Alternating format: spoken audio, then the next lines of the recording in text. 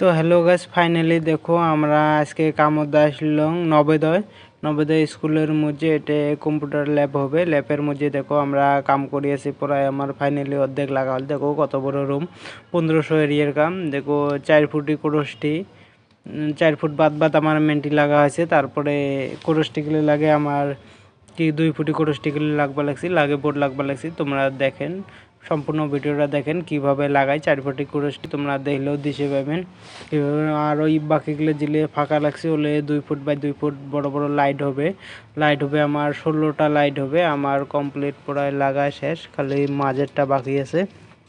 মাঝেরটা হলে আমার কাম কমপ্লিট। দেখো নাম দেখো, মিনারেল ফাইবার সিলিং। এই সিলিং বোর্ডগুলির নাম আমার এলে লোকাল দোকানত পাওয়া যায় না, বাকি এলে সব কোম্পানির থেকে ওইসব যোগাযোগ করে নিয়ে আসা লাগবে। আমার এলে এই বোর্ডগুলো পাওয়া যায় না।